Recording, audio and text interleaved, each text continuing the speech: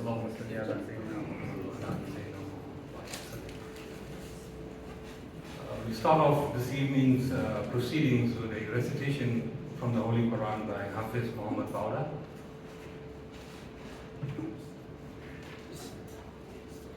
أعوذ بالله من الشيطان الرجيم. بسم الله الرحمن الرحيم. لو أنزلنا هذا القرآن على جبل لرأيته خاشعا متصدعا من خشية الله وتلك الأمثال نضربها للناس لعلهم يتفكرون. هو الله الذي لا إله إلا هو عالم الغيب والشهادة هو الرحمن الرحيم. هو الله الذي لا إله إلا هو الملك القدوس السلام المؤمن المهيمن العزيز الجبار المتكبر سبحان الله عما يشركون. هو الله الخالق البارئ المصور له الأسماء الحسنى يسبح له ما في السماوات والأرض وهو العزيز الحكيم. صدق الله العظيم. Beautiful recitation. It is an honor and privilege indeed to introduce to you Dr. Usman Bugaje. Normally people will say he doesn't need an introduction, but he needs an introduction and we need to know more about him. When we heard about a week or two ago that Dr. Usman is coming for the Sierra conference in Cape Town, we made contact with him and asked him to please come to Durban and grace our city. He had been here a few times before. In fact, we've hosted him at least once or twice. And we are very grateful, Dr. Usman, that you have accepted our invitation. It is an honor and privilege for us. So just a very brief bio of Dr. Usman. He's an Islamic scholar, a political activist, and a civil society leader and thinker from Nigeria. Interestingly for me, he was initially trained as a pharmacist, and I didn't know this about him. And his postgraduate studies have included an MA in the Interdisciplinary Social Science Program of African Studies at the Institute of African and Asian Studies, University of Khartoum. And he has a doctorate in intellectual history of West Africa, focusing on the tradition of Tajdeed in Western Bilad al-Sudan from the same institution. He has served as a special advisor on political affairs to the Nigerian Vice President Alhaj Abu Bakr in the presidency between 1999 and 2003. And in 2003, he was elected to represent the Khaita Jibaya Federal Constituency of the Federal House of Representatives, where he chaired the House Committee on Foreign Affairs until 2007. Dr. Bugaje was appointed National Secretary of the Action Congress, where he worked to institutionalize democratic reforms and greater participation of women. He contested for the governorship of Katsina State under the Action Congress, and in 2016 he declined an offer from President Buhari to consider an ambassadorial appointment.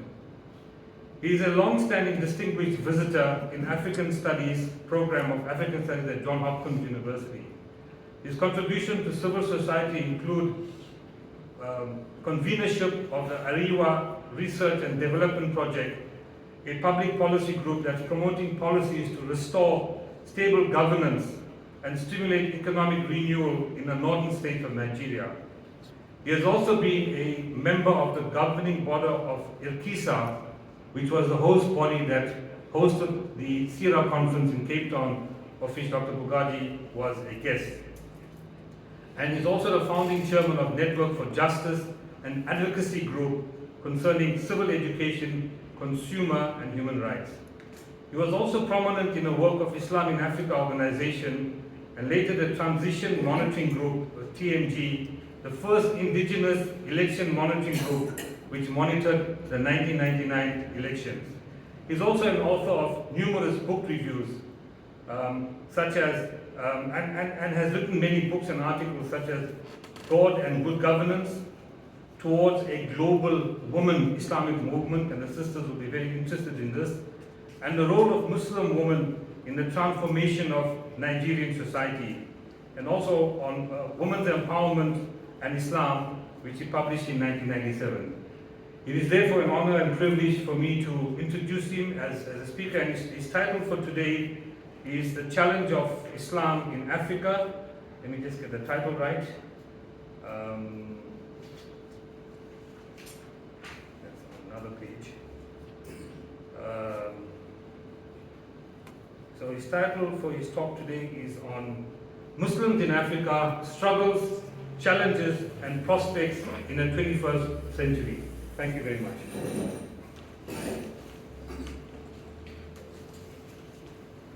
You want to sit and talk or you want to stand? I will stand. It's an old teacher. أعوذ بالله من الشيطان الرجيم بسم الله الرحمن الرحيم الحمد لله الذي خلقني فهو يهدين والذي هو يطعمني ويسقين وإذا مرضت فهو يشفين والذي يميتني ثم يحيين والذي أطمع أن يغفر لي خطيئتي يوم الدين يوم لا ينفع مال ولا بنون إلا من أتى الله بقلب سليم نحمده حق حمده ونستعينه ونستغفره ونعوذ به من شرور أنفسنا ومن سيئات أعمالنا والصلاة والسلام على رسوله الكريم وعلى آله وصحبه أجمعين ومن دعا بدعوته إلى يوم الدين وبعد. السلام عليكم ورحمة الله تعالى وبركاته. It is my great pleasure to come back to Durban and to meet very familiar faces. They have all gone grey now. In the 90s, we used to come to the universities, attend conferences, give lectures, hold meetings, run around like the 30, 40-year-olds would do. I can see that we have all gone grey now, but I think we still have kept faith with the mission, which is basically to see how we can salvage our societies, our communities, from the depth of the crisis that it has fallen. You have had a long list of what Ahmed has read. I just want to remind you I'm still a student, so don't go by what he has said alone. I'm still learning. Perhaps I should also say, yes, 50 years ago I graduated from Faculty of Pharmacy, Ahmed Bello University, worked in the hospital briefly, but some may find this strange. I went to social sciences. I had a tough time switching from pure science, professional science course into that, and why did I have to do so? It's part of what I want to share with you. When we were in the university, early 70s, we had finished our secondary school, we had done our A-level studies then. It was in the university we discovered that we didn't actually know our history. Some students, historians, and law teachers who could speak Arabic came to Nigeria. Nigeria was booming then. And they were recruited as lecturers in the universities, and they stumbled over a lot of Arabic manuscripts. So when we invite them as Muslim students to give us lectures, they make reference to books, often books written by our scholars, and we had no idea of any book written by any of our forefathers, so to speak. And when that consciousness came, we said, look, we need to dig into our history. We need to, because it gives you an identity. It tells you who you are. If you don't have your history, if you don't know your history, anybody can tell you anything, and that's it. And that's what I think the European imperialists were planning to do. We were given the impression that we were nothing. They came with a civilization. So we formed a committee, and the work of this committee is to see how we can write our history. We brought in our friends, colleagues who were studying history. And we discovered they also, even as graduates of history, did not know our history. We knew so much about the history of Britain, history of Latin America, the history of Europe, history of so even in Africa, when you come to the history of the visits of European spies that were called, explorers and discoverers that were being taught. So we found that a very serious issue. So we formed a committee, and after we graduated, we did our national service. We started meeting to see how those good old days, you come out of the university, you had like 3, 4, 5 jobs waiting for you. So most people just decided to take a job, and but I was the chair of that committee. So I said, even if nobody did it, I, as a chair, have a responsibility. Even though, of course, I graduated in pharmacy. So I went around looking for where can I do a master's in history with my pharmacy degree.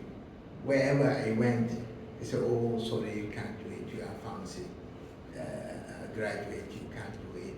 I went to UK, I went to so many universities. Frustrated, I came back. I was then teaching in the university, and I was just wondering, how am I going to do this? Luckily for me, one of the professors who was giving us lectures, a Sudanese, went back to Sudan, and he became the dean of the Faculty of Arts in the University of Khartoum. And then he, by that post, he became the chair of the graduate college. And so, because he knew what I wanted to do, so he wrote to me and said, look, Usman, I can secure a place for you. Can you come? I said, I'm going to come running. He got me a special admission, because they would also not admit science students or science graduates. So he got me. Why Sudan was important? Because it allowed me to learn Arabic. Because without the Arabic language, you cannot access a lot of these books. At that time, I don't know how many books they were, but I know those who established the Sokoto Caliphate, Sheikh Usman, Sheikh Abdullah, Sheikh Muhammad Bello, have written. Later, I discovered that the three of them alone wrote more than 300 works.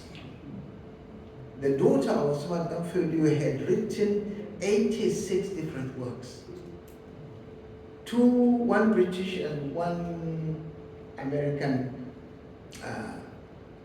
lady have become professors working on the works of these great women.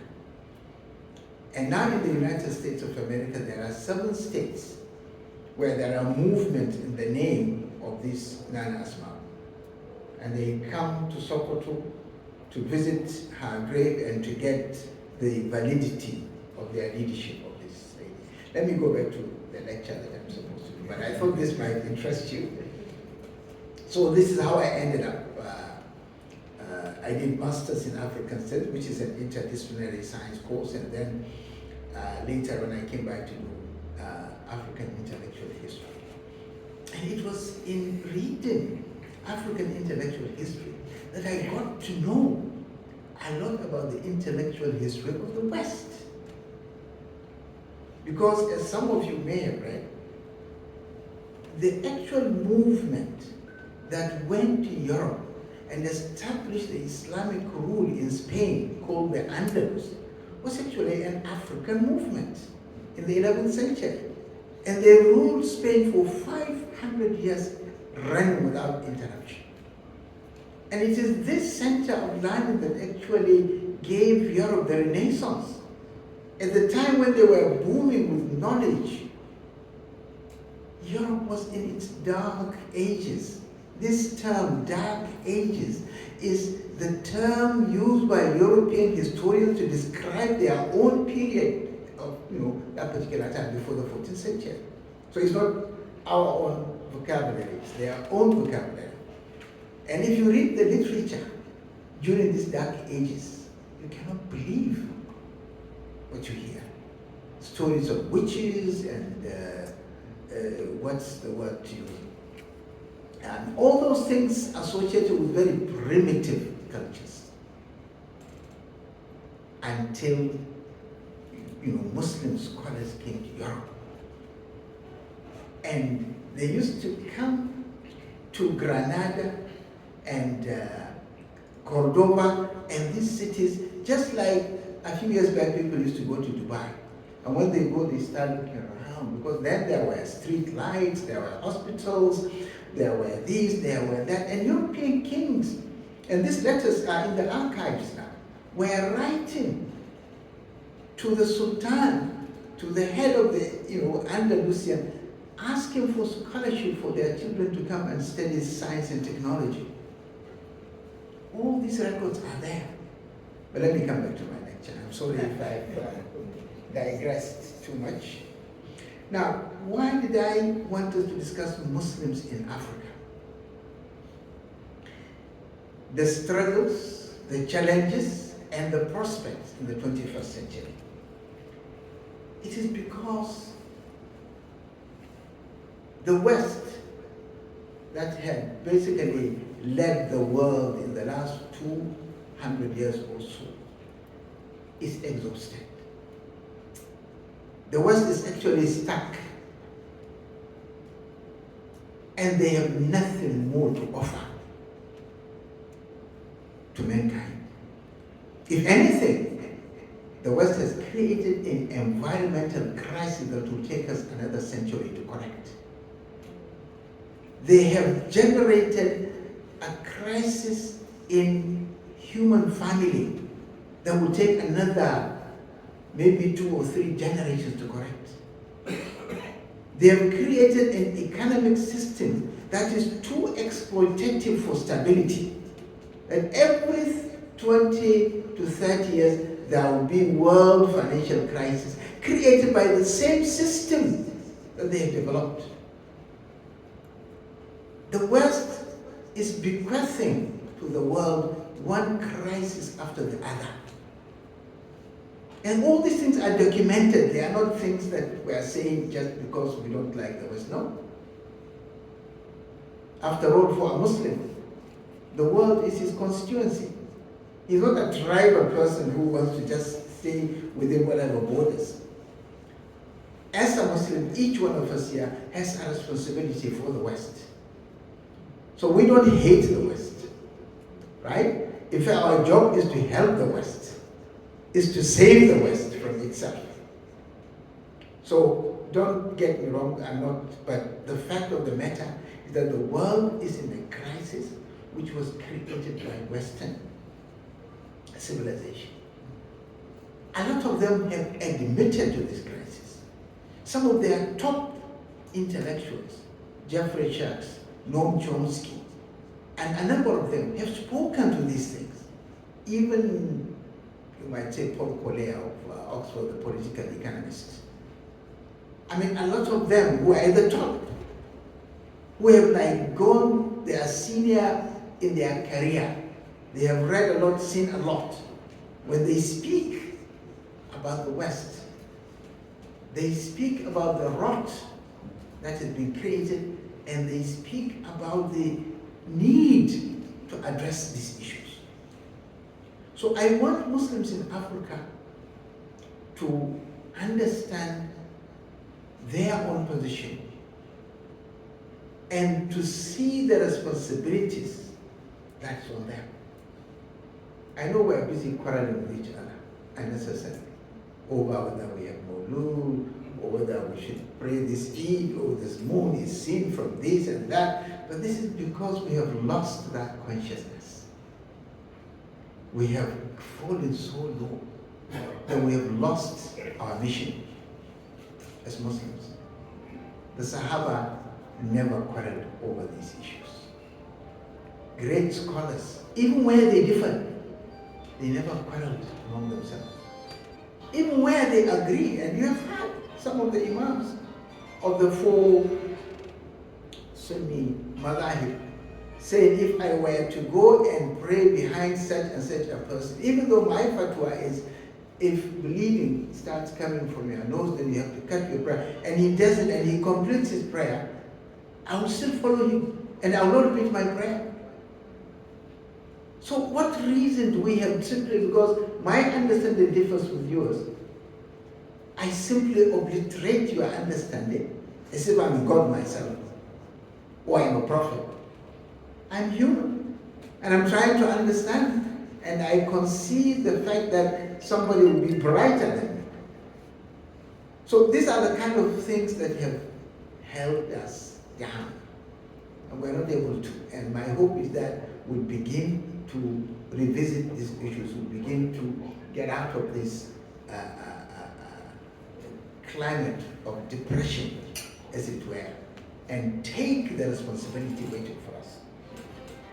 Now, I know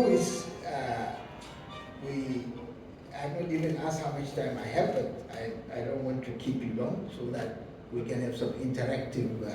Not to stick it. Okay, so I want to start with the prologue. Then I look at those struggles. Then I look at the challenges. Then the prospects. And then come to the fifth section. What do we do? So that we leave this hall knowing exactly what should I start doing, rather than just listen to a lecture and then you say, oh, this is a lecture. It's good, but then you don't know exactly what is it that you should start with. The first thing that I want to draw our attention is where we are now with the West. The relationship between the West and Africa has gone through 3 phases.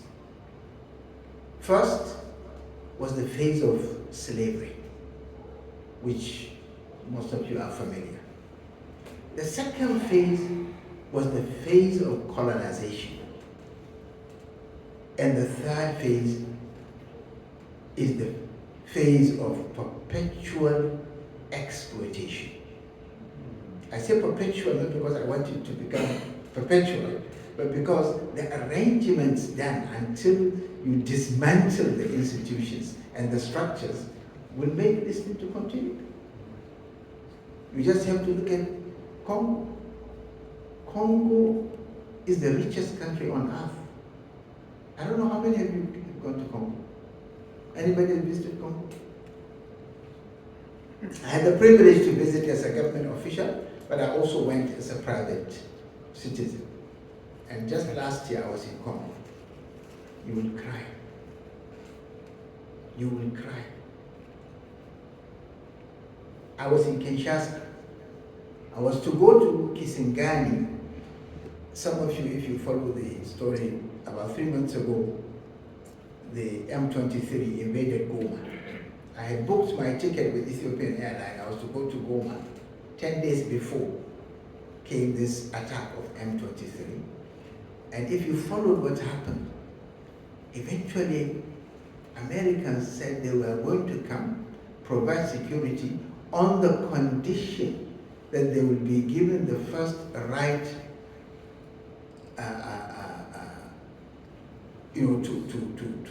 to do all the mining of the minerals, right? And if you go to Kinshasa, we went into Hilton, so if you get into Hilton, you will not know that you are in Congo. The Hilton in Kinshasa and the Hilton in Metropolitan in London is basically the same. The same food, the same atmosphere, same everything. Now, the moment you step out, if you see the amount of poverty, the level of poverty is unbelievable. In the morning when people come out, it's like they are coming out of caves, eating on the street.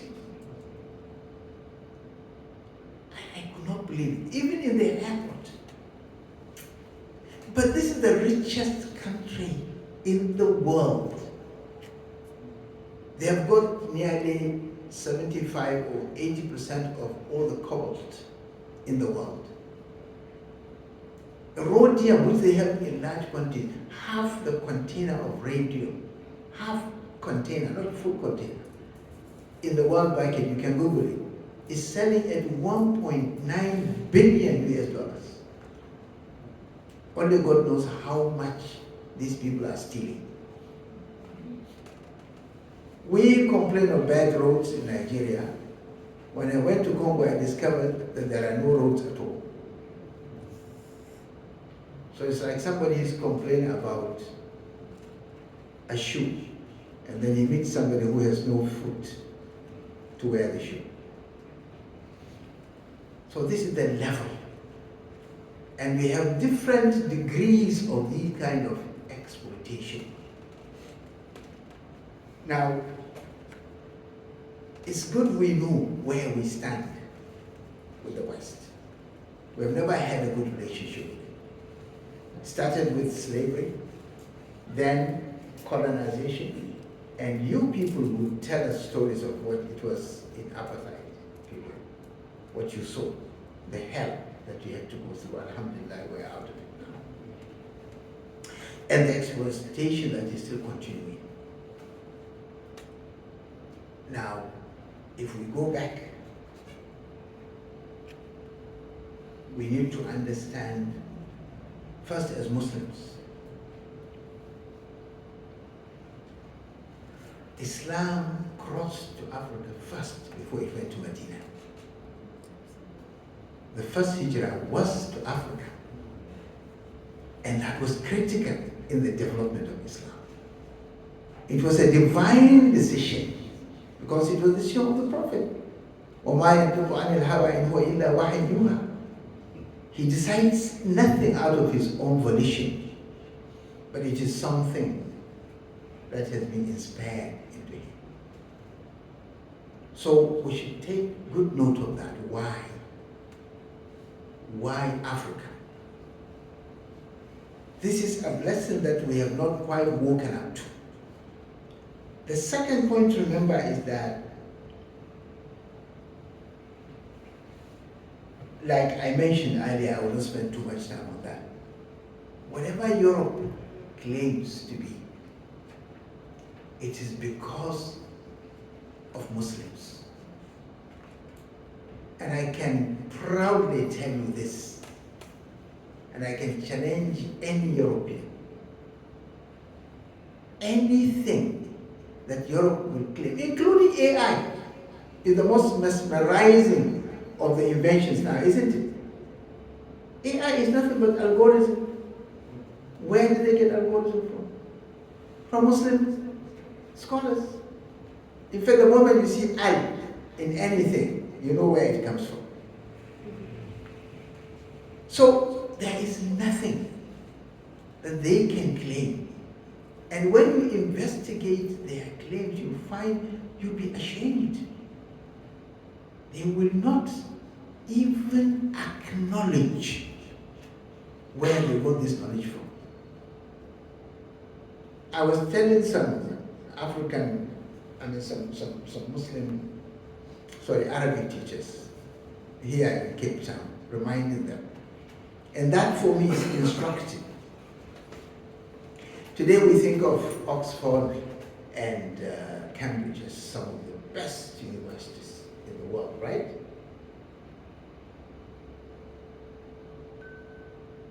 But they were first seminaries.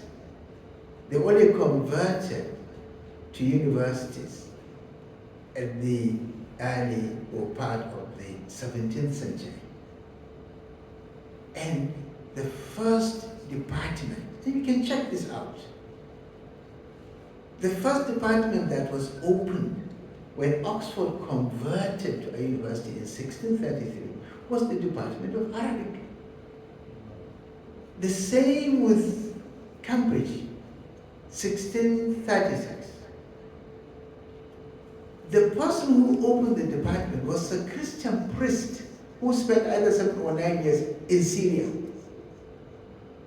He was the one who was called back because his level of Arabic is good, because he had lived with the Arabs, he has understood Arabic, to start it. And until today, well, until Syria really got into this trouble, every set of people studying Arabic in Oxford, and they still offer a degree in Arabic in Oxford, will have to go to Syria and spend 6 months or something like that as part of that old tradition, the connection with Syria.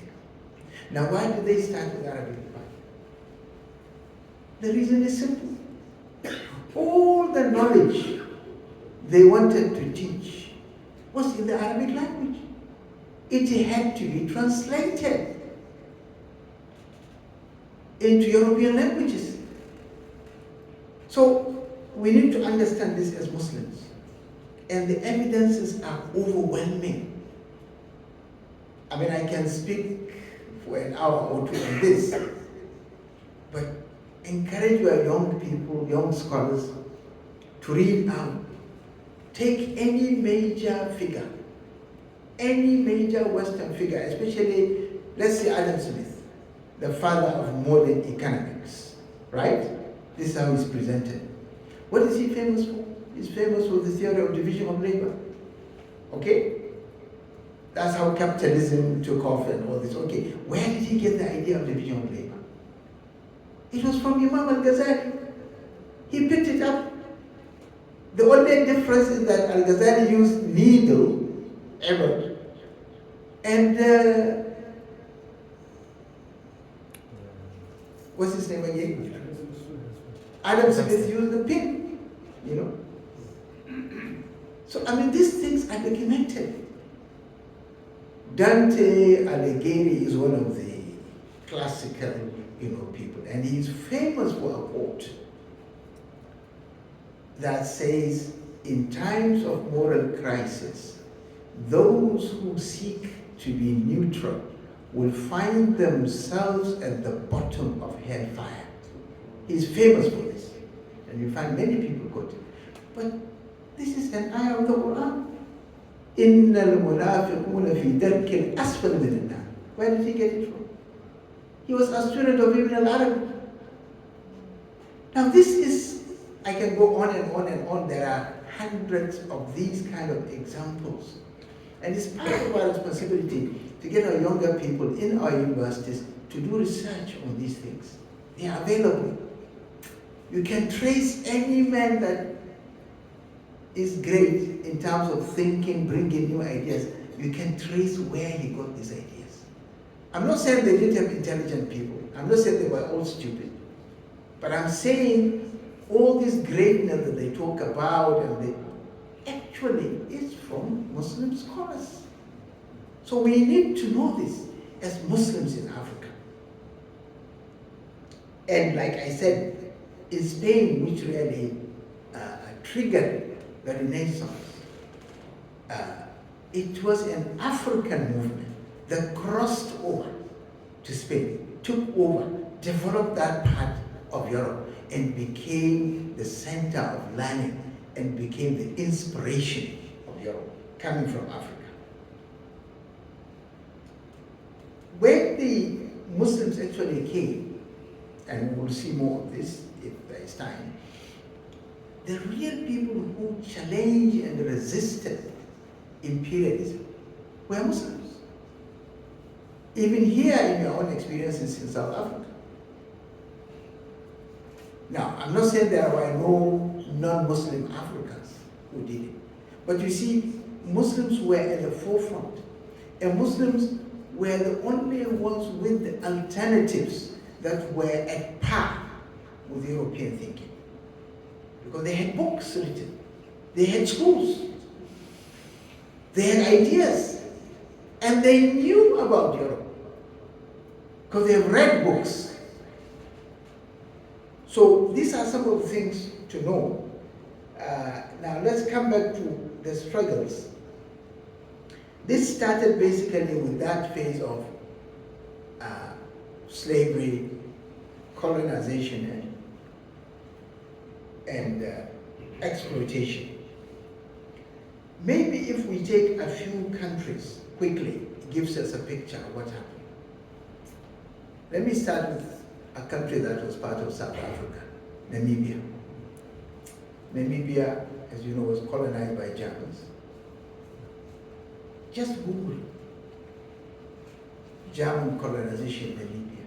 You will see range of articles, and you will see the number of people that the Germans killed, literally exterminated. And Namibia is still bleeding, and is still having that trauma of German rule. So this is the kind of struggles that Africans and in a number of places Muslims had to, if you like, bear or had to live under. If you look at Congo itself, like I said, you know, the French, the damage that they did. It's not only there, they did the same thing with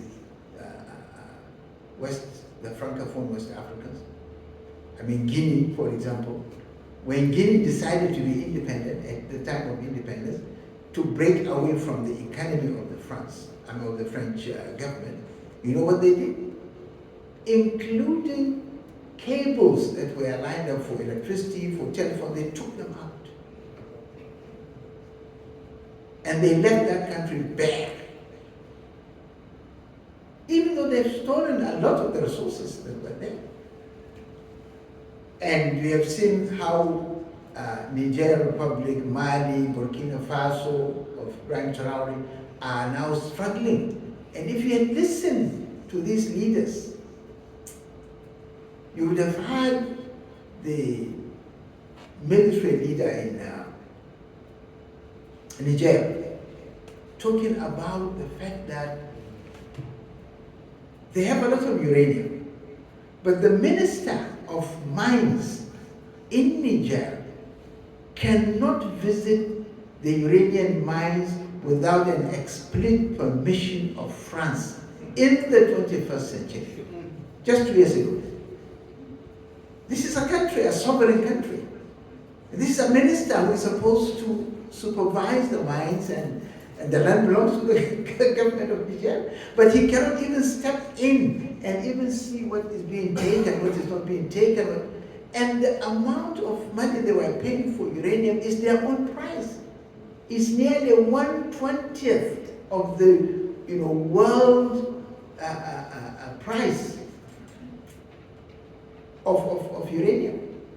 And what he said again is that even after they have done that, that money, when they say, okay, now we are paying this, they do not give that money to, they will say, okay, we'll keep it in the Bank of France, we'll give you maybe 10% of it, 20% of it, we want to make sure you are judicious, we want to make sure you are efficient, and they bring all these words, and jargons of exploitative economy. They will not give them their money. And when they come to give them their money, they will not give them in French franc. They will give them in CFA, which again is backed by the Bank of France. I mean, just 2 years ago, 3 years ago, this was happening. So you can see the level of exploitation. And all these things I'm saying are documented. They are things that you can check out and see. So if you look at Sudan, Nigeria, Algeria, terrible things. In Sudan, they separated Western Sudan from Northern Sudan. It's the same country as Sudan, which had existed as a country before they came. But they drew a line and said, if you are from Northern Sudan, you can't go into the area of Southern Sudan. And the idea was to create a line because they knew already those populations in Southern Sudan were gradually accepting Islam. And they don't want to live and the country will be homogeneous. So they wanted to create Christian enclaves. And they will now teach them the kind of Christianity that will make them rise up, see Muslims as a threat. And therefore conflict will continue. And that's exactly what happened. After they left Southern Sudan and Northern Sudan, they had the longest conflict in the history of post-independent Africa. Eventually what happened? The country separated. When I was in government, I was an envoy, presidential envoy of my president, President Olusegun Obasanjo, on the Sudan. And I made trips here to see, Faisal was then with the office of Thabo Mbeki, to see your president, to see Museveni, to see Arab Moi then, to see all these presidents until Egypt. We did everything to salvage, but the Americans were hovering like vultures, waiting. And at some stage, they simply took over and they made sure that the countries separate. What happened after separation? Southern Sudan was still fighting between themselves, isn't it? Where is South Sudan today? It's all part of that kind of thing that Muslims have been struggling with. If you look at Nigeria, they had different colonies. Only in 1914 they decided to amalgamate them into one colony. And they kept each colony, even as they are amalgamated, instigating them against the other. And by the time they put out, they had created sufficient condition for conflict. We got independence, so to speak, 1960. By 1966, we were fighting civil war. And up till now, the scars of the civil war are still there. We are having to struggle and deal with it. If you look at African history, from the 10th century until the 19th century, you will find that even though there were conflicts here and there, but generally speaking, Africa was gradually integrating itself in a very natural way. People were moving into each other. New languages were emerging. New communities were emerging. Identities were dissolving, and new identities were being created. The economy was gradually integrating. So Western imperialism simply disrupted a natural process, which if had been left alone, would have created the kind of homogeneous, peaceful environment that Africa would have been. After all, the Sokoto Caliphate that was born in 1804 held a territory of 2.2 square kilometers. This is exactly the size of Western Europe today. And they ran it for a whole century. There was no conflict, there was no war between each other, economy was running, society was running, everything was running.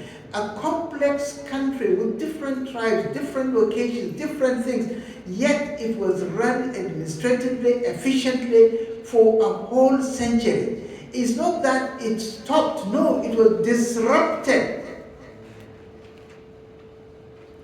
So we have the capacity to run complex states. Go and check the wars that took place place between France and Germany, from France and Italy, and then, I mean, the wars fought in Europe were terrible. They were not anywhere near the wars that we have heard about in Africa. If you go to Berlin or you go to, what's the other city now? You know, you will see these tanks, this old gun thing, you know, long guns. They are reminders of the wars that they fought.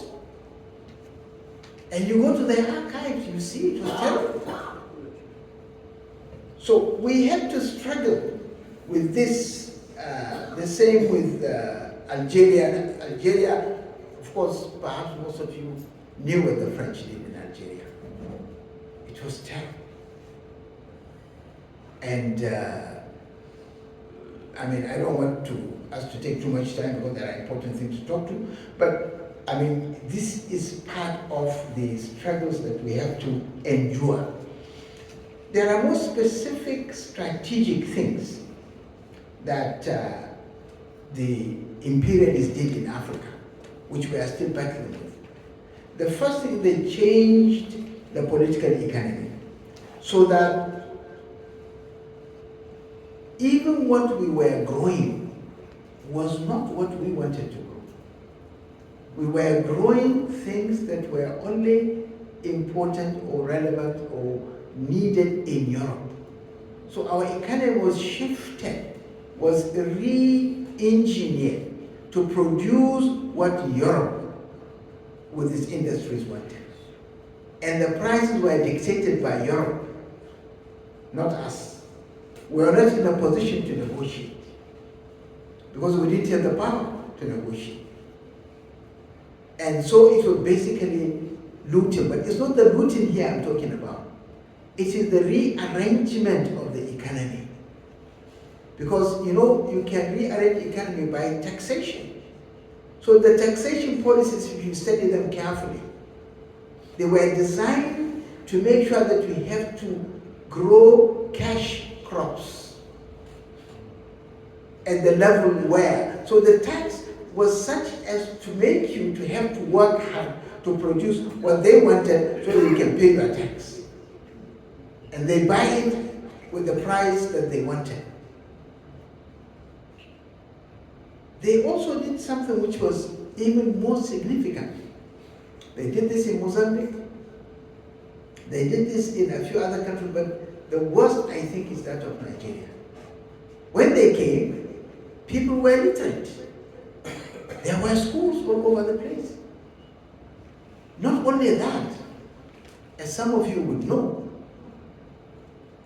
the first university in the world, not in Africa, in the world, was the University of Qarawiyyin in Fez in Morocco, which was built in 859. The second university in the world was that of Azhar, 970 to 975. The third university in the world is that of Sankore in Timbuktu, which is in current day, present day Mali. And it was built in 989. And for our sisters, all these universities, the first, the second, the third, were either built by a woman or they were built in honor of a woman. That of Qarawiyyin, which is still in Fez and is still teaching, is still running, was built by Fatima al-Fihri. She died before the completion. Her sister completed it. Azhar was built in honor of Sayyidatuna Fatima. And you'll find that mosque attached to the, is the first mosque built in his honor, Hussein. The same with Timbuktu. It was built by a Bambara businesswoman. So, I mean, how can people who have done this overnight become illiterate? When you were building your universities, you have to translate work from Arab to Arabic. From Arabic to your languages. And they came in one day. They took a decision that everything has to be written by Latin script. So if you don't know A, B, C, D, you are illiterate. This is what they say. It's just like saying the Chinese are illiterate, right? You look stupid if you say that. This singular decision to shift into writing in Latin script and to declare all others who could not, who were using the Arabic script to write their different languages, and of course Arabic, to declare them illiterate, is the most, to say the least, amazing decision that anybody sensible would have taken. But of course on purpose. Then they now changed our curriculum, and this is the point I started with. They did not allow us to know our history. They decided the curriculum. We have to do GCE in our own day. I don't know what it was here in South Africa. But we have to do their own examination to be able to get into university, and then the degrees were validated by the universities of Oxford or Cambridge or whatever. And then you are aspiring to go to their own universities to do your master's, to do your PhD, and then come back, and then you will now be working as somebody who is really educated. You are just a robot. Illa ma rahima rabbi. So these are the kind of things, in hiding our history, in keeping us away from our identity. The other thing they did, which is also very serious, is the promotion of secularism. Now that may appear like because we grow into it, or we grew up into it, but it's so damaging, because what that means is basically clipping the wings of religion. You will come to say, oh, this is religious, we don't want it, this is a secular country. Who made it secular? Who decided? It's my country, I'm not secular, so why should it be secular? We have succeeded in Nigeria in a way, legally, we don't use, you can't find the word secular in our constitution. We have succeeded in saying Nigeria is a multi-religious state. That then means you cannot outlaw religion. It's just that you cannot make one religion to be the only religion, because it's a plural state. So, but that decision to run a secular society, Europe was secular, and those people who were administrators in the colonial administration were not necessarily good Christians. We read one of them, an autobiography or one of their biographies, and they admitted that they only go to church on Sundays when the ground was too wet to play golf. So really they were not good Christians. So don't mistake them for being good Christians. Yes, they use Christianity to oppress us and to create conflict. But they themselves, they were not necessarily bothered about Christianity. So the other thing they did, so part of the struggles, is inculcating the European value of hedonism, the love of pleasure. This has really killed us. Today, everybody is looking for fun, so to speak. That has become a goal by itself. The societies before colonization were purpose-driven. That does not mean you won't take rest, or when you are sick you won't take medicine, but it changed the whole of your mindset.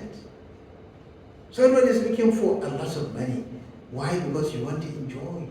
You want to have a big house, you want to ride a big car, you want to have a good holiday, you want to have nice food, you want to have this and that, and that is how consumerism, and that's how the economy survives.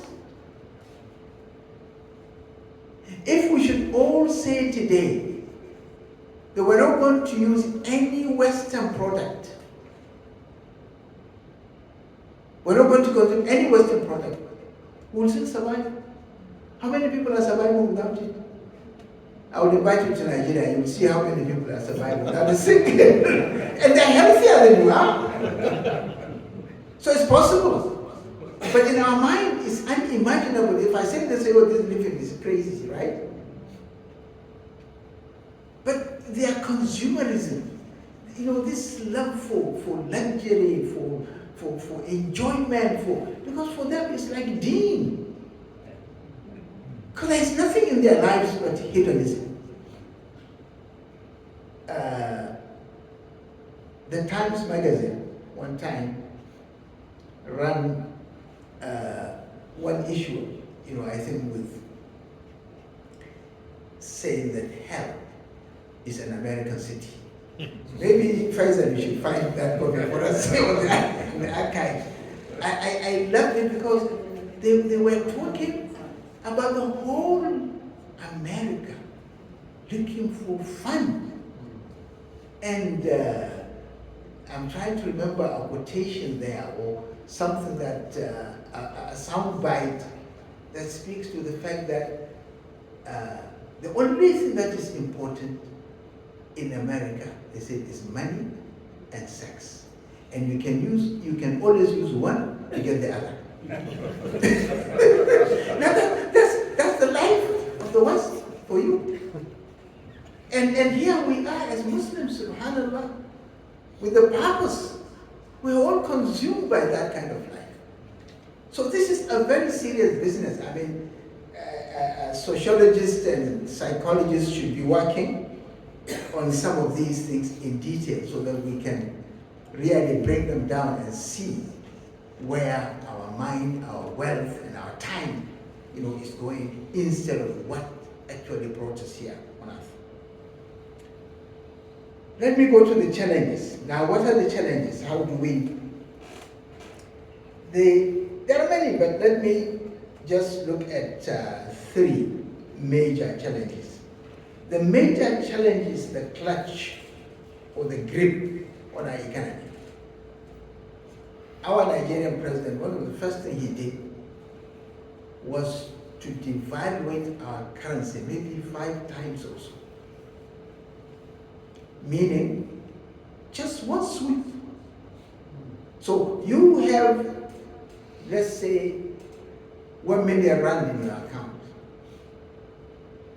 And you wake up the following day, you find the value of that million rand is just like 200,000. You did nothing. And nothing happened. Just he signed some papers with IMF. Does it make sense to you? Now this is how vulnerable our economy has become. Some idiot who has been elected has no idea. He just wants to remain in his seat. Maybe he has been promised this, promised that, promised that. He completely pauperizes his population of 250 million just one day. Can you imagine that? And he comes with all the false promises. Oh, this will bring in investments, this will bring in this. Then, okay, where are the investments? 2 years running now, I've not seen one investment. But my currency has been completely destroyed. I can't pay for my child anymore to go to school. I can't pay this, I can't do this. And everything has become expensive because we're importing. So this is a big challenge. We want to do something, oh, the economy, oh, this and that. Okay, so this is something that we have to figure out what to do. We have also a neo-colonial psychology and mindset, which even doesn't allow us to see the robbery that is taking place. Because it has been put very nicely. We talk about best practices. Best for who? Right? Some of you are professionals here, right? I hope. Shaib, I mean, Ahmed, I know Shaib also, but what I mean is that I hope there are like accountants and consultants and, and I'm sure you have run through this. Oh, what are the best practices? We need to do best practice. Who determines what is the best practice? Best for who? These are things we have to be questioning. But because of the psychology, and this is built in so many ways. I'm trying to remember the name of the scholar. He died in Chicago, very good scholar. He moved away from, I think, Pakistan. He moved to Chicago. Fazlur Rahman. Thank you very much. He's a deep thinker. And he did two things that I think are relevant here. He was a scholar, standard scholar, very deep. But he refused to go by this frenzy of being a Muslim brother or being this, being that. And one time they asked him, oh, very good scholar, why don't you join the Muslim Brotherhood of Egypt and this and that? He said, look, the method of the Muslim brothers in recruiting and is the same method that the communists were using, cell system. He said, why can't you do something Islamic? And then he said, one of the problems we are facing that we all have young children. They wake up in the morning, this is Monday, they dress up nicely, maybe with a tie and smart, and they go to school, right? They come back, afternoon, they eat their meals, isn't it? They take off this, and then they wear a jalabia, right? A kufia, right? And maybe even something, and they pick their Quran and they go to the madrasa. I think this is the pattern here. In Nigeria, that's the pattern. He said, go into the minds of these people and find out what are they thinking. They live in two worlds. The values in the school they go in the morning are completely different. And the values they go here are completely different. And that is enough for you to create a schizophrenia. So if you find our children behaving strangely, better get a psychiatrist to analyze the impact of living in two different worlds, so to speak. Why must we do that? Why can't we have a school where we teach mathematics, science, technology, still with your jalabia? What's wrong with the jalabia? Why must I dress in shirts and neckties and these and etiquette and, even the way I eat? Maybe this is no more now, but in our days, and until 2030, and until today, there are certain societies that do that. Now, these are all the kind of psychological, if you like, injuries, psychological assaults, psychological warfare, and there are a lot more that take place in the mind of younger people growing. So you find sometimes they have doubts about Islam. You say Islam is a solution to everything. They say, no, I don't think so. Because he doesn't know. And he has grown up like, as if to say, well, it can be this, it can be that, we're not quite sure. Right? If he wants to impress his mother, he will come with his nice qira'ah of the Quran and everything, mashallah, alhamdulillah. But then when he grows up, what gets into his mind and what drives his is hedonism.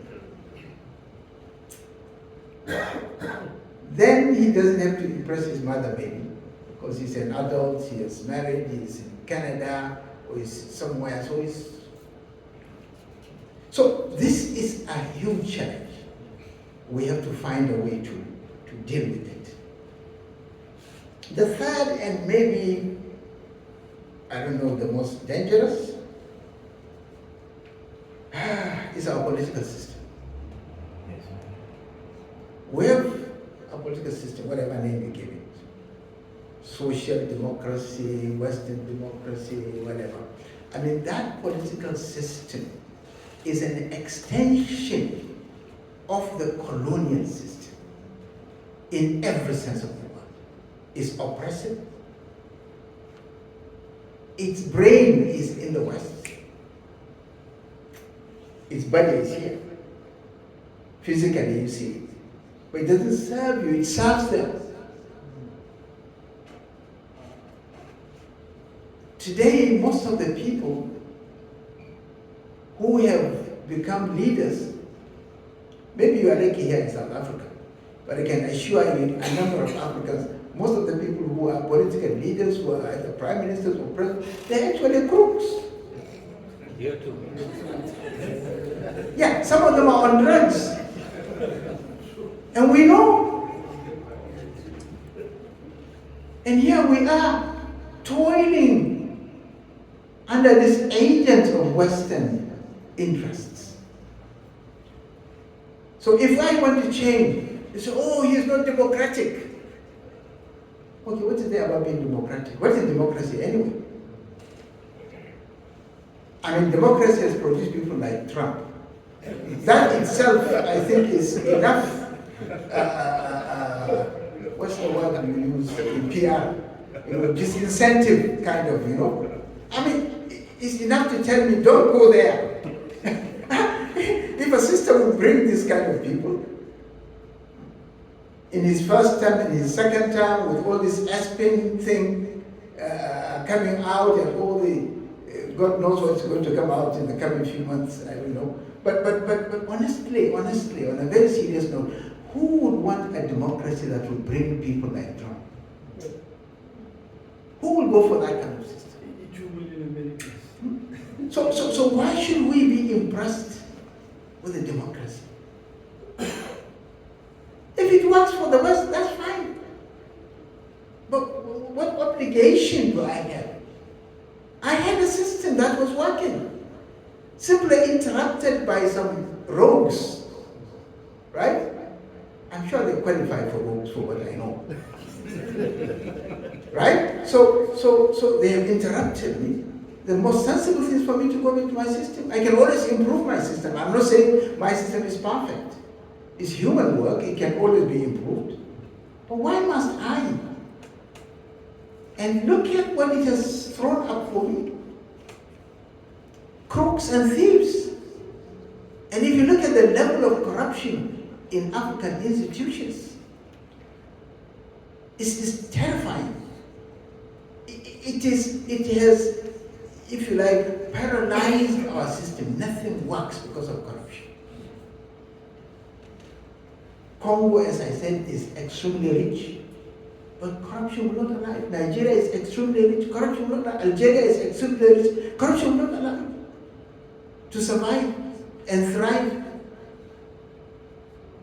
And what can I do? I can talk, I can write, I can do so many things, and they'll say, okay, fine, go and contest for election if you want. Before you even go, they have rigged the election. So these are things we have to address. Now, I'm not saying right here we have to find the solutions. And don't let anybody tell you there are no solutions. There are solutions. There are solutions. Even if the situation is worse than what it is today, there are solutions. Now, let me go to the prospects and then we come to what to do. I'm conscious that I've taken almost an hour now, maybe 10 minutes. I will try to round up. What are the prospects? The prospects I'm looking at, and I want you, if in your spare time, to look at about 6, 7, 8 annual reports that is written by either the United Nations or UNICEF or Pew, or there are a number of bodies, World Food Program, World Water Report. Look at them and look at the projections that are being done for like 10 years, 25 years, and see the world that is emerging. I will speak to just a few of them. For example, we start with the demographics. In 25 years' time, in 2050, the projections of not only the United Nations, but also other bodies that are working on growth and population, is that Africa will be the only continent in the world that will double its population. All others, they may increase, but there are others that are reducing. And the mean age, and that's more important in fact, in Africa will be 19. Africa will have the largest concentration of youth on the globe. The mean age in Europe is going to be between 40 to 50. Europe is aging. In Asia, it is projected to be between 30 and 40. So it's not aging like Europe, but it's not younger. Now, what does that mean? This means a lot. It means that even Europe will not be able to survive and run its institutions without taking young people from Africa. How do we organize that? So that those who will go to Europe will be our technically qualified Muslim youth who will now build a new Muslim civilization here. How can we organize that? This is an opportunity. And remember, Africa had done that before. So it's not like we're experimenting now. We have gone into Europe when Europe was asleep. We woke Europe up. We built it up. We gave them science and technology. We gave them all the ideas that actually allow them to rise up and become the nation that they are trying to be proud of at the moment. So Africa can do the same thing. We have the potential to do that. And this is the time to plan. We don't wait until after 25 years. Because if you don't plan now, then you may not be able to get that advantage. Maybe I should add that Nigeria at the moment is approaching 300 million in population. In 5 years' time, 2030, Nigeria is expected to be 300 million. In 2050, Nigeria is expected to be 425 or 30 million, which will make it the third largest country in the world after India and China. That itself is another prospect. What do we do with this population? Of course, politicians should be thinking about how do we provide food for this population. Because already as at 2023, we have a deficit in grains in Nigeria of nearly 30 million metric tons. And we have no reason to do that. Because the only part of arable land that we have so far used is only 40%. And even that 40%, the yield can be multiplied 5, 6, 7, 8, 9, 10 times. We have no reason, except for the economy that I spoke about. So that's demographics alone, and there are a lot around demography that we need to. There are, if you look at the direction of science and technology, especially the green energy, where the world is moving now, right? Away from the hydrocarbons. Lithium is one metal with which all these batteries are done. And all the lithium you require to do the batteries, most of it is in Africa. Along with that, we have cobalt that I've spoken about, we have coltan, we have nickel, we have rhodium, you have uranium, we have a number of, they are all here in Africa. So all the metals that you require, I've not spoken about gold because everybody knows there's a lot of gold. In fact, how do you know where the gold is? Just look at where there is conflict. Check on the ground, there will be gold. Or oil, or something that the West is really interested in. And now you know who is creating that conflict. So, Africa is holding all the critical and strategic metals that this technology will require until the end of the century. This is a prospect. What can we do with this? Of course, if we don't have a governance structure that can negotiate, they will all be stolen, like they're being stolen now. So this is a prospect, but it tells us that there is something there that we should. Maybe there are things that may look, this is the third point, may look not as critical, but it is going to be critical, and that's fresh water. If you read the World Water Report of 2024, said that there will be a world water crisis in 2050. And the only continent in the world that can or will have sufficient water for itself and supply the world is the African continent. I presented a paper January this year in a small meeting in London, and one of the participants from the United States gave me something that I want to share with you. I spoke to a number of things, and I spoke to about fresh water. I quoted the report, and then he said, I think I quoted the largest storage bodies of water in the world. There are four largest. One is the biggest is Lake Explorer in Canada, Lake Michigan in the US, another lake in southern Siberia, Russia, and another one around the old Mesopotamia.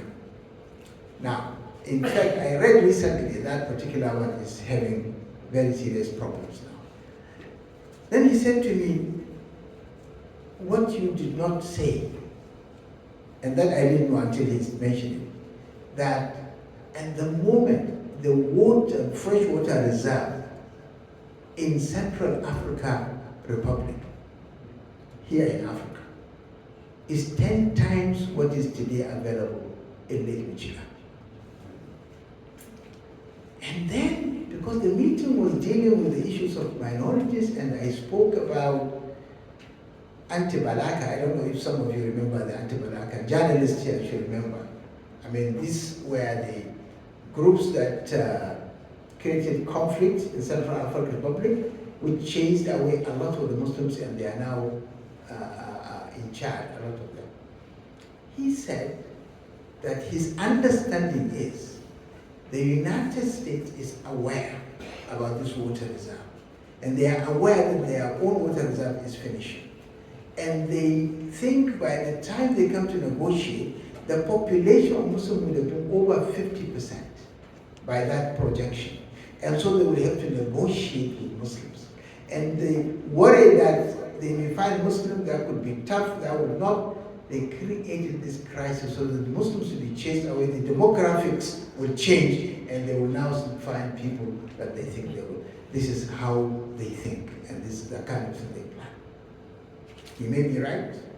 I've not checked it out, but I think it looks in line with the behavior and the mindset of the West, because they have done similar things in similar places. So we can go on and on, but the prospects are many. So we have, if you like, a lot of things that are going to help us in the future to take over, to take charge of our continent, and to make this continent to be the real continent of the 21st century, to provide that leadership. And going back to what I started, perhaps this might be why Islam came to Africa before it even went to Medina. And maybe this is the place where Islam is meant to boost and grow until the end of time. Wallahu ta'ala a'lam. Now, what do we do? My own experience suggests to me the first thing is we have to get our ulama educated. Now, this may sound a little contradictory, because they are already ulama, right? They are the ones educating us. So how can we educate the ulama? Who will do that? You see, the ulama, alhamdulillah, May Allah increase their reward. They have got the Quran, they have memorized it, they have done the hadith, they have done the usul al-fiqh, they have done the group of maybe siyasat al-sharia, maqasid al-sharia, but they are still poor in the understanding of the direction of the world. And they have almost abdicated that primary responsibility for which Islam has been sent. And the task Muslims are given. Why? What is it? So that you Muslims can be khayra ummatin ukhrijat linnas. You are supposed to provide leadership. But right now, where policies are taken about this world, whether environmental meeting, or whether it is an economy in Davos, or whether it is UNICEF taking decision on children, we're not there. Some people are deciding on our behalf, who don't know us, who don't understand us, who probably don't like us. Our ulama should be there to guide that policy, to represent our interests. Why are they not there?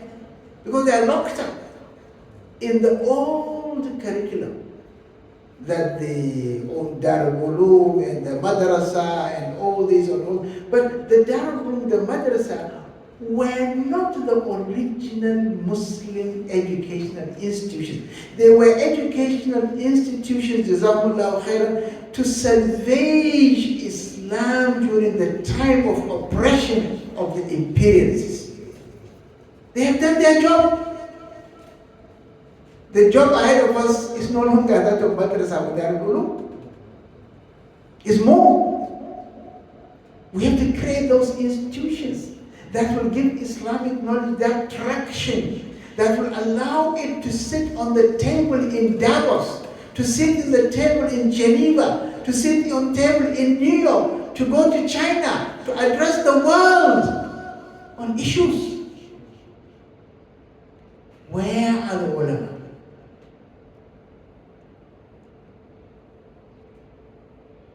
Ahmad will be in the big sports arena to decide, the medical aspect of sports, and he can, he will do what his profession qualifies him to do.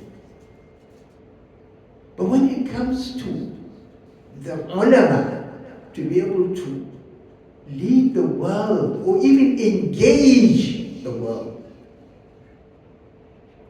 they don't even know. I would want an alim who can go to Oxford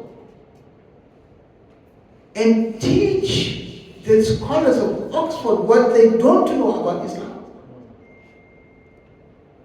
Not just as Islamic studies, which is a way of actually keeping Islam away from where it should be. Rather, what does Islamic economics say?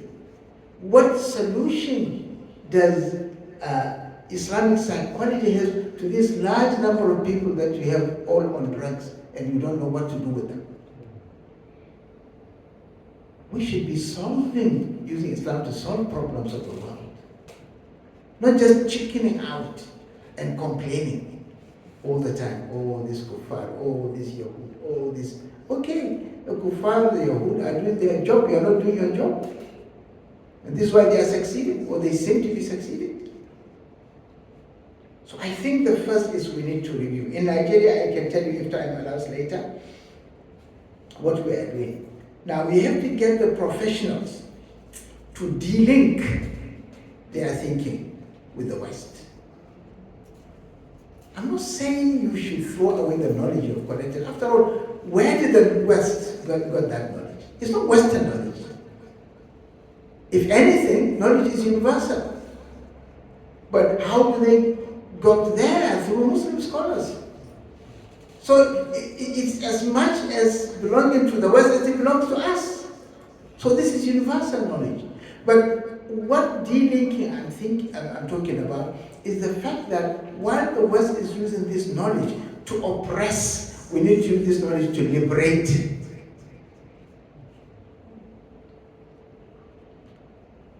And perhaps the most difficult is how do we decolonize our mind? And how do we get that confidence to even face the West? Because most people say, oh, you can't do this, man. These people have taken all over the world, the knowledge, the institutions, and I mean, that kind of defeatist attitude has to change. We have to decolonize our mind and know that if they are men, we are also men. If they think they know something, we knew it before them. And we can organize ourselves. And it's not about numbers, basically. After all, how many are the Jews? Or how many are the Zionists? Right? And see how they control the United States. So it's all about strategy, it's about thinking. And finally, I know Muslims complain a lot. And I want to assure you, in the real world where we live and where we hope to thrive, nobody gives you what you deserve.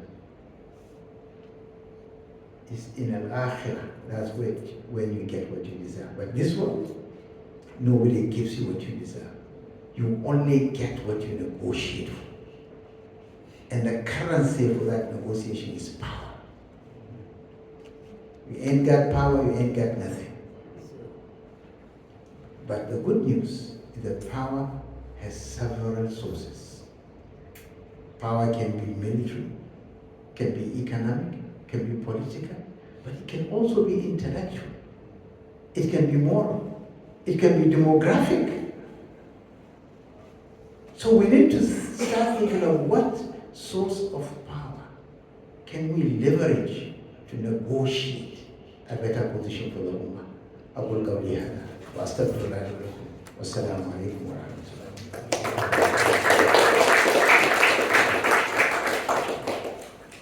Jazakallah khairan, Dr. Usman, for many thought-provoking ideas. And you can see why we mentioned in our invitation that Dr. Usman is an intellectual giant in Africa. So the floor is now open for questions. Now, let me tell you, we have limited time, no bayan. Very short questions. If you start with a bayan, I'm going to cut you off. So, Maulana Saeed, first question, Shuaib second, and Brother Hamid third. Okay. Assalamu alaikum everyone. And shukran for the presentation from the professor. Three short questions, very short three questions. Some of them are very sensitive, but I hope Prof will help us. One of them is that from your own experience, Africans, if I say Africans, I mean black people, Africans in Africa, are they responsible enough to govern themselves? I'm sorry to ask this question, but I just want to know from your experience, are we responsible enough to govern ourselves so that we can have clean roads, proper infrastructure, or should we always have masters to rule over us? That's the first question. And the second question is that what system of governance, because democracy hasn't worked for any country in Africa, even in the global south. I don't think there's any thriving country with democracy. What kind of a system of governance would you recommend for South Africa with its demographics, different races and all that? And last question is that Islam in South Africa, in our country, it's divided in many compartments, you know. Scholars like yourself and many other international scholars, you won't find them coming in the rural areas where we are, or even in the locations, and we always have to be in metropolitan cities and all that. So as a result of that, you know, Muslims in the country have a lot, but we lack vision of how we can unite as an ummah to make Islam dominant and Islam also rule this country one day, inshallah. So what advice would you advise us as Muslims, how we can, what advice can you? Okay, let me start with the first question. I'm actually surprised, unless you intend to be provocative deliberately, while you were even asking the question. There is nothing in the skin. Skin, as you know, is skin deep.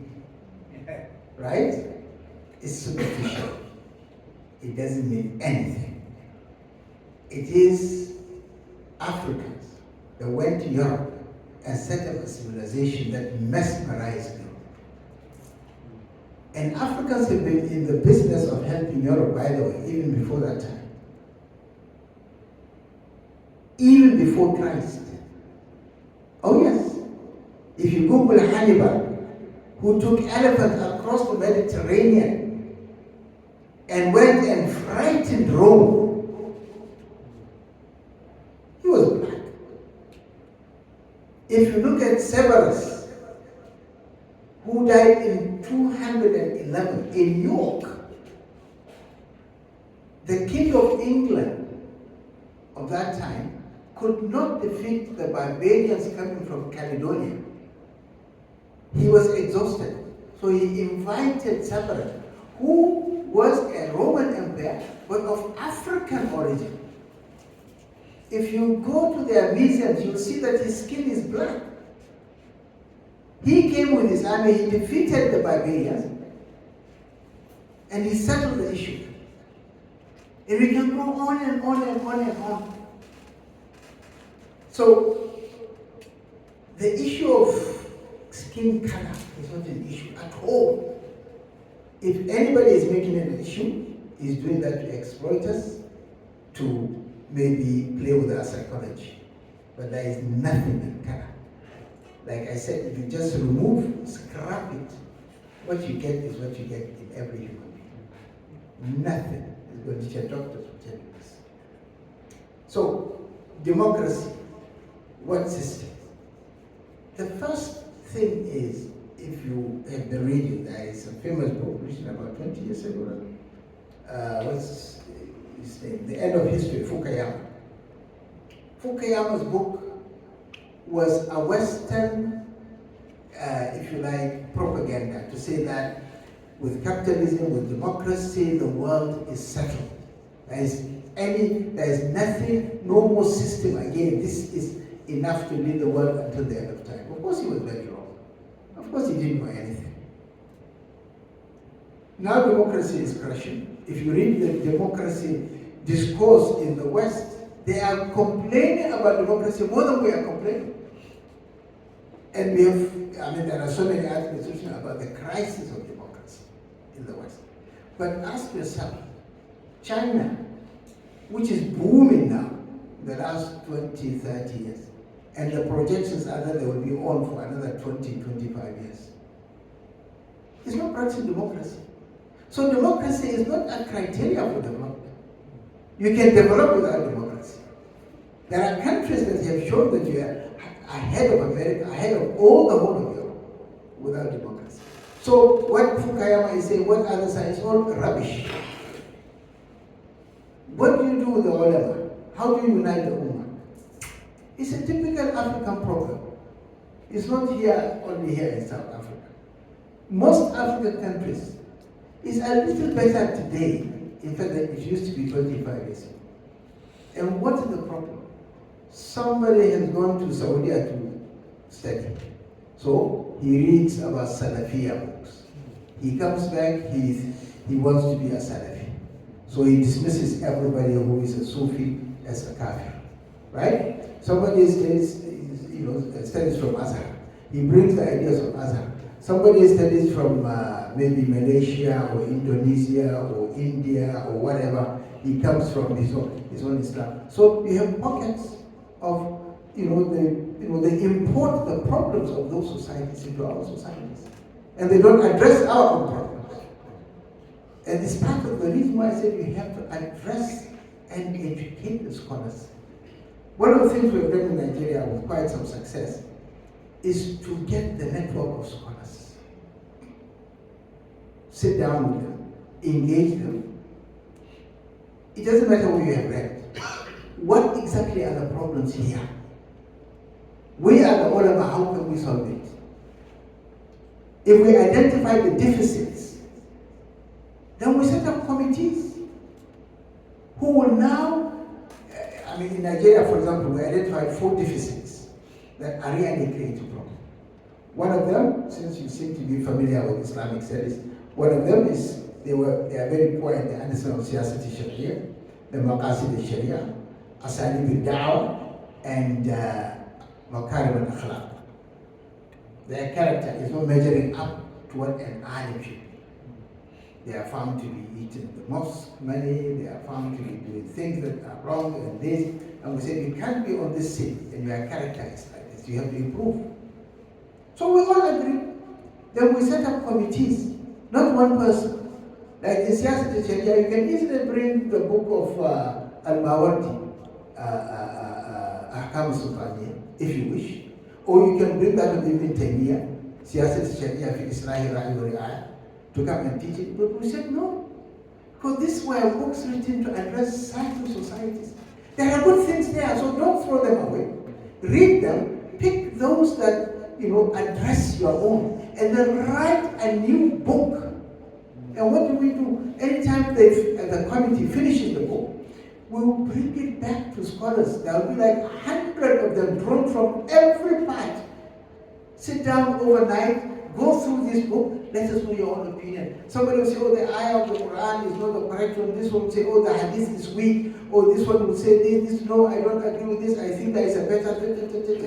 We finish everything. We give it to the committee. The committee goes and then goes, addresses these issues, get the book out, and we bring the same ulama. We do a workshop on that book.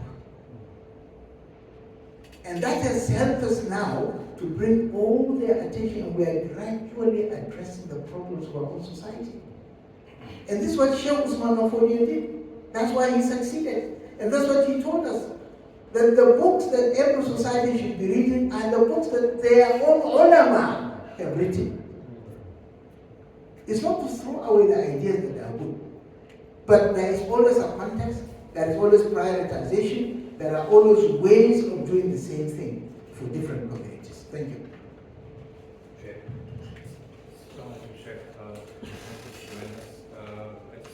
We just need to know what's the truth about the Sahel and what's happening in Burkina Faso, Captain Ibrahim Traore. With all this media and social media, we don't even know what's true and what's not true. Recently, we heard a lecture was listened to the president of the country, and apparently it was also fake news. So, if you could a lot of what you see on Ibrahim Traore is Russian-generated AI stuff. So you have to be careful. And I'm sure most people are familiar with it. The moment you see it, you recognize it. Okay? But in actual fact, he's doing very well. Better than the other two, Mali and Niger. But he is under tremendous pressure. The West has so infiltrated that he cannot even rely on his own guards. So he keeps changing them, he keeps moving in different vehicles, different times, different patterns. There is a lot of pressure. But he's making a lot of strides. First, he's addressing the problems of his own society, the economy, the infrastructure, the kind of, what do you call it? Changing the mindset and doing a lot of things. Now, we pray that you'll be able to sustain.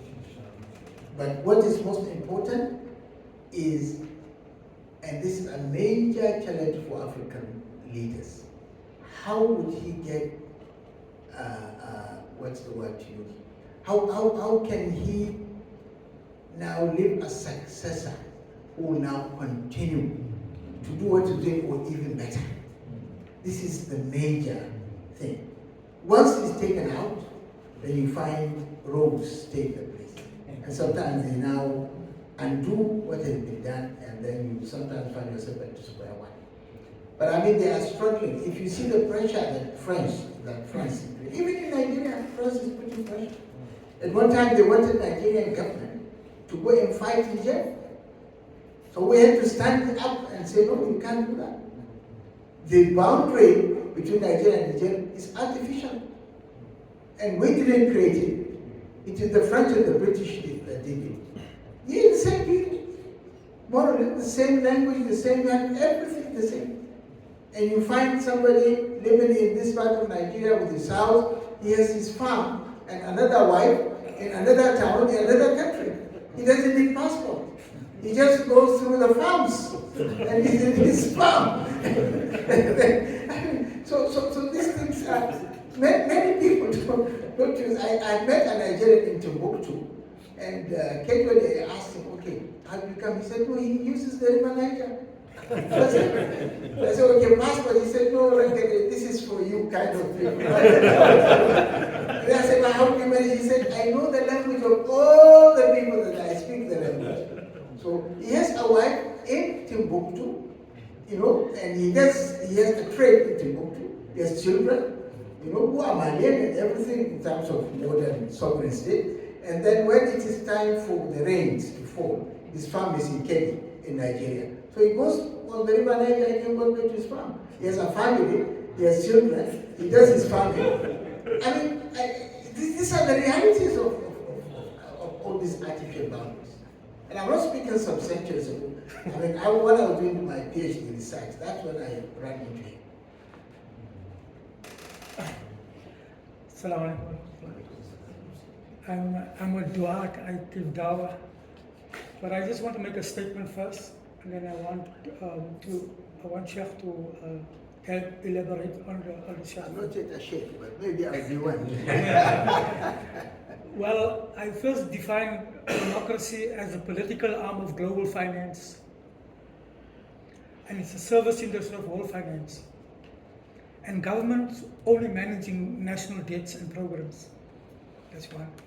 Two is that how do we, because 3/4 of the muwata, I think, is in transactions, how to deal with mudaraba transactions and things like that. Mu'amalat, naam. So, with the people and the ulama, we are always busy with other things. Without an Indian nizami of Islam, there was always the Amir and the Fuqaha, not ulama, Fuqaha. The ulama, the dynamic tension between the Amir and the Fuqaha is that the Amir controls the people and the Fuqaha controls the Amir. That tension always existed. Sometimes the Amir locked the ulama up or whatever it is. How do we navigate? Because our education is actually dumbing us down. It makes us more stupid. Even if you do a PhD or a degree, for example, the university will give you a methodology of how to do the degree. Then in the methodology, they propose objectivity within the methodology. Okay. You see, there are many issues. Let me correct an impression. This idea of tension between Fuqaha and Amir is not really there, beyond the fact that there are certain times when certain Amirs are selfish. You see, I want you to read a work that was written by a professor of law in Harvard University. I reviewed the book.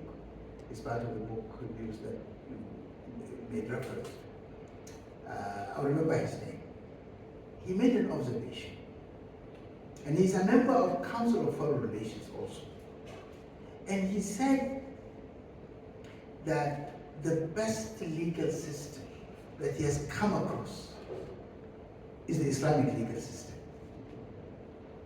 And he criticized American decision that time to use Ethiopian army to defeat the Sharia court system.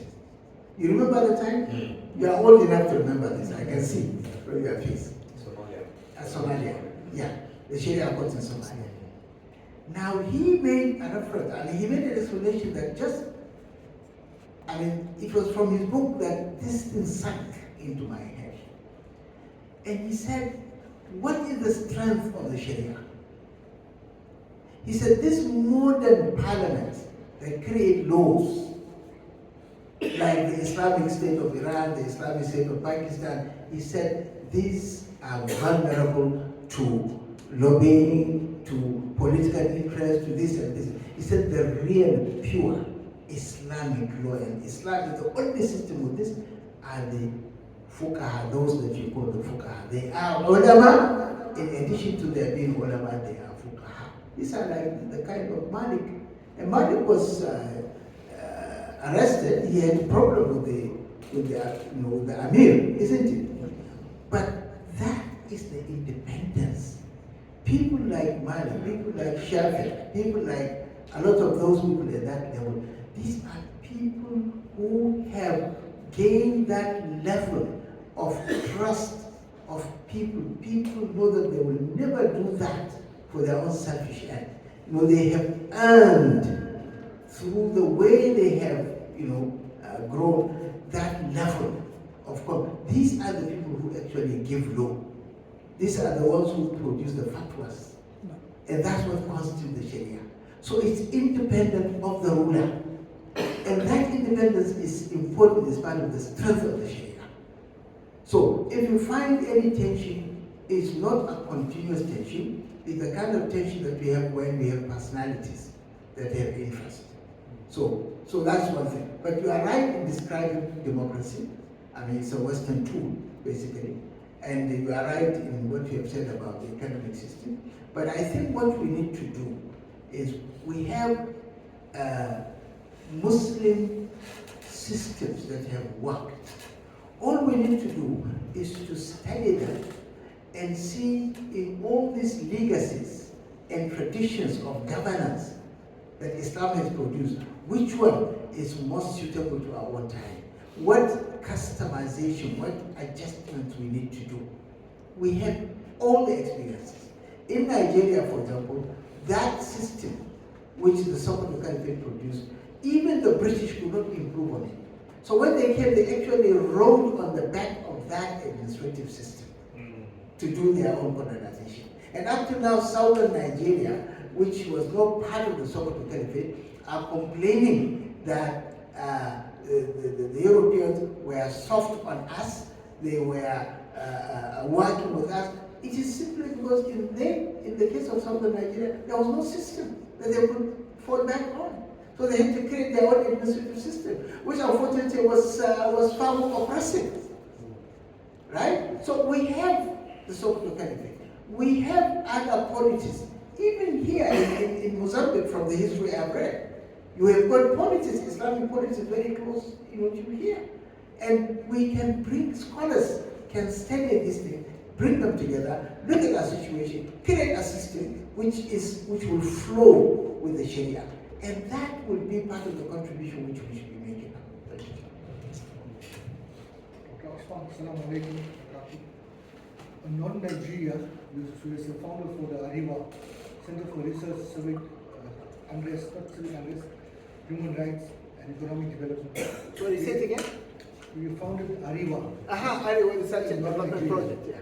So there were a lot of good ethos in Arriva. Is there any parallels that you can draw for South Africa with the challenge that we face in South Africa? Is there anything that you can plug in from Arriva and use it as a case study for South Africa? Well, you can use what we have produced, and we have generated a lot of things.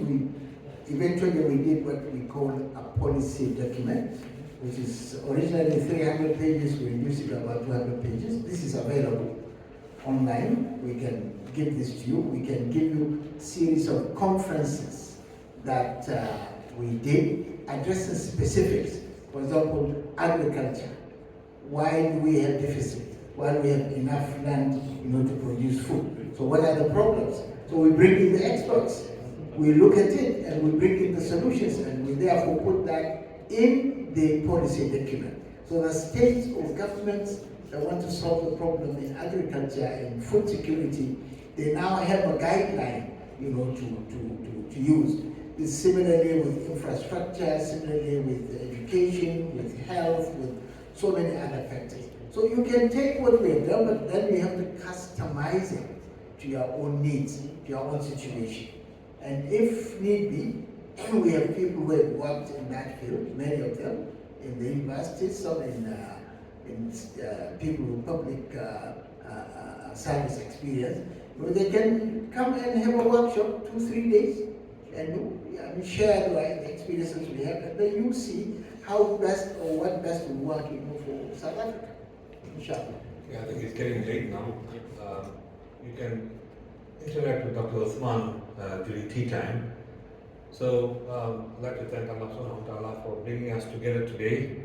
I want to thank you, Dr. Usman, for taking time out and visiting us in Durban and sharing your thoughts with us here. Shukran ala al-wajib. And I also want to thank Faisal Dawoodi for facilitating the visit and for hosting him as well. And of course, Jazakallah khairan to all of you for taking time out and joining us this evening. I will ask Sheikh Ayman to end with the dua. اللهم صل وسلم وبارك على سيدنا محمد وعلى اله وصحبه ومن اعلى الى يوم الدين. اللهم اعنا وتعن علينا وعلينا وانصرنا على من بغى علينا واهدنا ويسر الهدى الينا رب العالمين.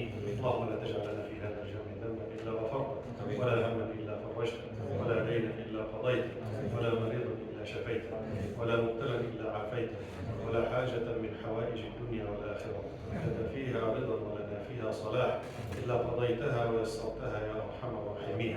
سبحان ربك رب العزة عما يصفون، سلام على المرسلين والحمد لله.